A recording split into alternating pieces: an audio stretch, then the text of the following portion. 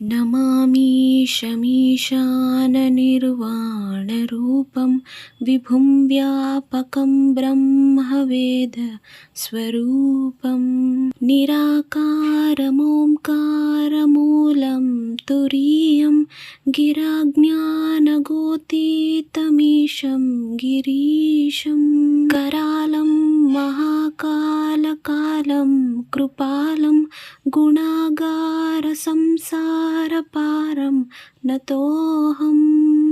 Hi అండి, అందరికీ Sushanti blogs ఛానల్కి స్వాగతం. ఈరోజైతే కార్తీక మాసం చివరి రోజు అనమాట. ఈరోజు లక్ష దీపోత్సవం అని అంటారు. ఈరోజు మీరు ఏం చేస్తారంటే కట్టొత్తిని వెలిగించండి.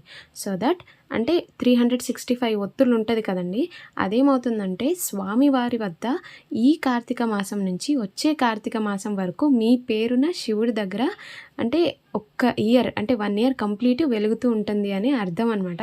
సో ఈరోజు చాలా చాలా మంచి రోజు.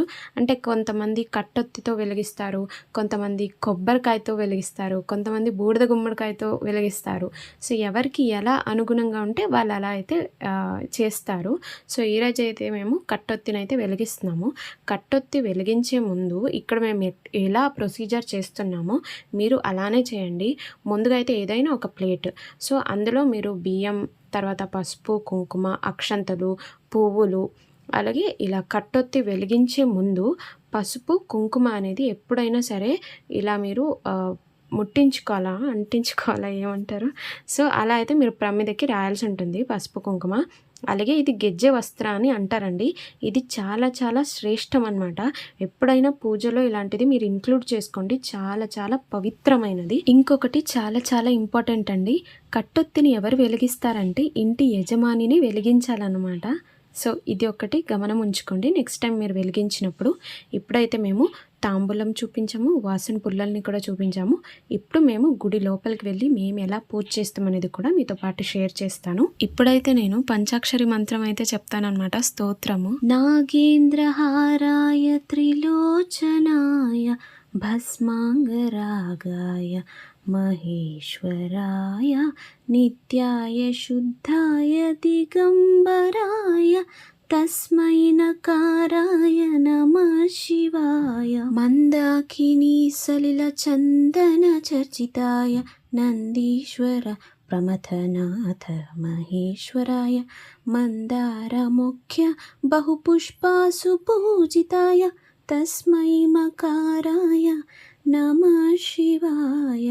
శివాయ గౌరీ వదనాబ్జ బృంద సూర్యాయ దక్ష ధ్వరనాశకాయ శ్రీనీలకంఠాయ వృషభధ్వజాయ తస్మై శిఖారాయ నమః శివాయ. వశిష్ఠ కుంభోద్భవ గౌతమార్య మునీంద్రదేవార్చిత శేఖరాయ చంద్రార్క వైశ్వానరలోచనాయ తస్మై వకారాయ నమః శివాయ. యజ్ఞస్వరూపాయ జటాధరాయ పినాకహస్తాయ సనాతనాయ దివ్యాయ దేవాయ దిగంబరాయ తస్మై యకారాయ నమః శివాయ. నమః శివాయ నమః శివాయ హర హర భోలే నమః శివాయ. అమ్మో, నేను పాడింది ఎలా ఉందో నాకే ఒకలా అనిపిస్తుంది. అంటే ఇది పంచాక్షరి స్తోత్రం అంటారు అనమాట. ఒకవేళ ఏమైనా నేను పలికినప్పుడు కొద్దిగా రాంగ్గా పలుకుంటే ఐమ్ సో సారీ అండి. సో ఇది పంచాక్షరి మంత్రము. ఇప్పుడు మనం కట్టొత్తెలు వెలిగించాం కదండి శివుడు ముందు 365 డేస్ అంటే ఈ కార్తీక మాసం నుంచి వచ్చే కార్తీక మాసం వరకు స్వామివారు ముందైతే వెలుగుతూనే ఉంటుంది అనమాట మన పేరు మీద. సో ఇప్పుడు మనం అంటే కట్టొత్తి వెలిగించిన తర్వాత మనం పూజ అయితే చేసుకున్న తర్వాత కట్టొత్తి వెలిగించాం కదండి, ఆరతి అయితే తీసుకోవాలి. మేము పూజ చేసినప్పుడు అంటే ఇంతంతా వీడియో చేసి పూజ చేస్తాం కాబట్టి కాస్త డిలే అయిపోయిందనమాట. వాళ్ళు అంటే గుడి క్లోజ్ చేసేసారు. సో మేమేం చేసామంటే శివుడికి ధూపం అంటే చాలా ఇష్టం కదా, ఎంతోమంది అక్కడ బయట పెట్టేసే వెళ్తూ ఉంటారు. సో మేమైతే బయట పెట్టేశాము. ఇప్పుడైతే మేముండే దగ్గరే జ్యోతిర్లింగం ఉందన్నమాట. సో ఇక్కడైతే మేము 12 జ్యోతిర్లింగాలకి మేము దీపం పెట్టబోతున్నాము. అలాగే ఒక శివుడు ఉన్నారు కదండి, మా రెగ్యులర్ వ్లాగ్స్ చూస్తే కనుక మీకు తెలుస్తుంది మేము ఎప్పుడు వచ్చి పూజ చేస్తూనే ఉంటాం అనమాట. సో ఇప్పుడైతే నేను జ్యోతిర్లింగాలు వెలిగించినప్పుడు అప్పుడు ఒక పాట పాడతానండి మీ పర్మిషన్తో. ఎందుకంటే మీరు అనుకోవచ్చు అంటే పాట పాడుతుండేది చాలామందికి నచ్చుతుంది, చాలామందికి నచ్చదు. కాకపోతే నాకైతే పాడేయాలనిపిస్తుంది. నేను ఆ జ్యోతిర్లింగాలు వచ్చినప్పుడు నేను పాట అయితే పాడతాను. సో ఇప్పుడైతే మేము ఫస్ట్ పూజ చేయాల్సింది అగ్రగణ్య పూజ ఎవరికి మేము చేయాలంటే వినాయకుడికి అనమాట. సో వినాయకుడికి పూజ చేసినప్పుడు ఓం అగజానన పద్మార్కం గజానన మహర్నిషం అనేకదంతం భక్తానం ఏకదంతం ఉపాస్మహే, తర్వాత వక్రతుండ మహాకాయ సూర్యకోటి సమర్ప్రభ నిర్విఘ్నం కురు మే దేవ సర్వకార్యేషు సర్వదా. ఫస్ట్ వినాయకుడికి పూజ చేసిన తర్వాత శివుడికి వెళ్ళి పూజ చేయాలి, తర్వాత నందిస్వామికి. యాక్చువల్లీ నందిస్వామికి ఫస్ట్ పర్మిషన్ అడిగి తర్వాత శివుడికి అయితే పూజ చేయాల్సి ఉంటుంది. సో ఇవంతా చూసారు కదా.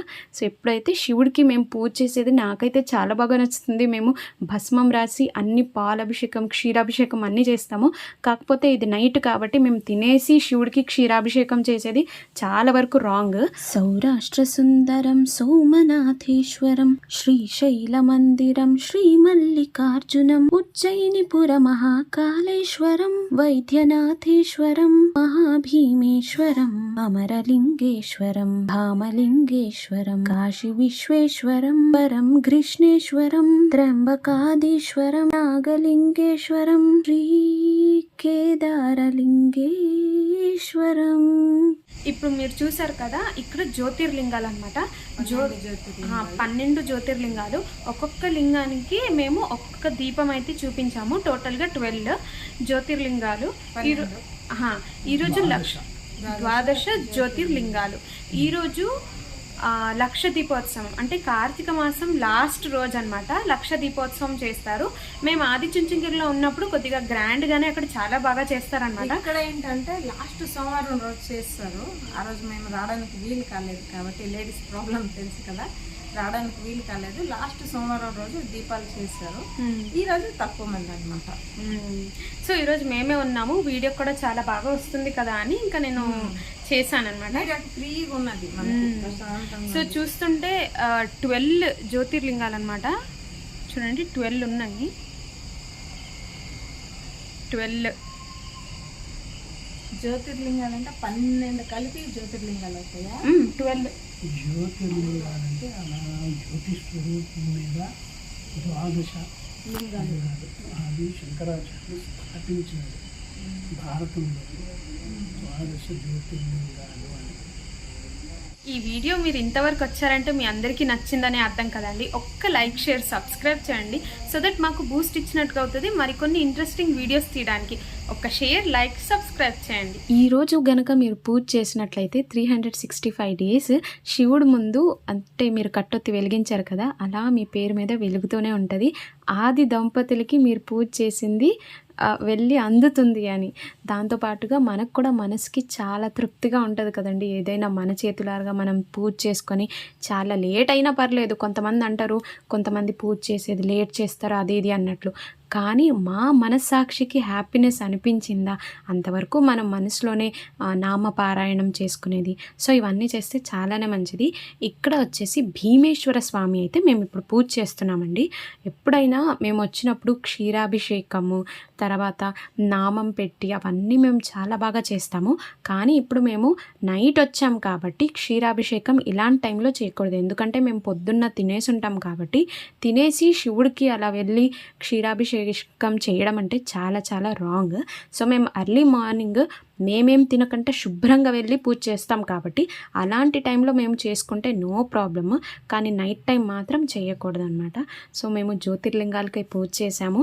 సో ఇప్పుడైతే మీరు చూస్తున్నారు కదా, మేమే కాదు చాలామంది వస్తున్నారండి. ఎందుకంటే లాస్ట్ కార్తీక మాసంలో ఒక రోజు కాబట్టి.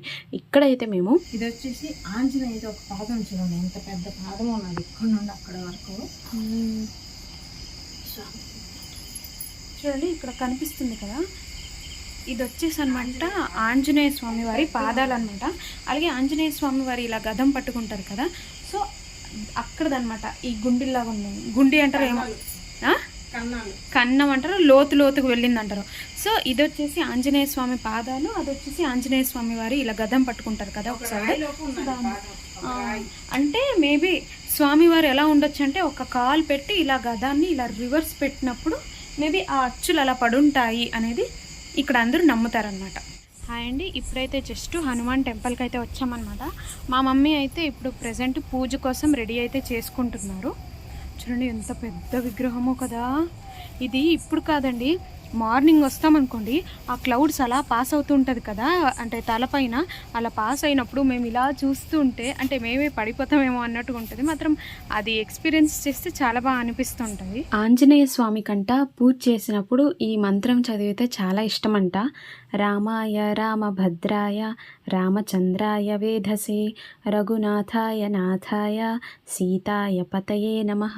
ఇలా గనక మనం పారాయణం చేస్తే చాలా ఇష్టమంట ఆంజనేయుడికి. దీపం జ్యోతి పరబ్రహ్మం దీపం జ్యోతి పరాయణం దీపేన హ్రియతే పాపం సంధ్యా దీపం నమోస్తుతే. ఇప్పుడు మా మమ్మీ చెప్పారు కదండి, దీపం వెలిగించినప్పుడైతే ఈ మంత్రాన్ని చెప్పాలి. దీపం జ్యోతి పరబ్రహ్మ దీపం జ్యోతి పరాయణం దీపేన హ్రియతే పాపం సంధ్యా దీపం నమోస్తుతే. ఇలా చెప్పేసి అయితే మేము దీపాన్ని వెలిగించాలి. ప్రతి ఒక్క దానికి ఒక్కొక్క శ్లోకం ఉందన్నమాట. ఇప్పుడు నేను అదే చెప్తూ వెళ్తే వీడియో అయితే చాలా లాగ్ అయిపోతుంది కాబట్టి ఇక్కడికే నేను స్టాప్ చేస్తున్నాను. ఇంకొక శ్లోకం ఉంది, అది చాలా నచ్చుతుంది అనమాట ఆంజనేయ స్వామికి. శ్రీరాఘవం దశరథాత్మజం అప్రమేయం సీతాపతిం రఘుకులాన్వయ రత్నదీపం ఆజానుబాహుం అరవింద దళాయ తాక్షం రామం నిశాచర వినాశకరం నమామి. ఇది కూడా చాలా ఇష్టం అనమాట ఆంజనేయ స్వామికి. ఇప్పుడు మనం కట్టొత్తి వెలిగించాం కదా, అక్కడికి వచ్చి చూసామన్నమాట ఎలా వెలుగుతుందో అనేది. సో ఈ వీడియో కనుక మీకు నచ్చి ఇన్ఫర్మేటివ్ అనిపిస్తే కనుక ఒక్క లైక్ షేర్ సబ్స్క్రైబ్ చేయండి. మరికొన్ని ఇంట్రెస్టింగ్ వీడియోస్తో కలుద్దాం. Bye bye, take care.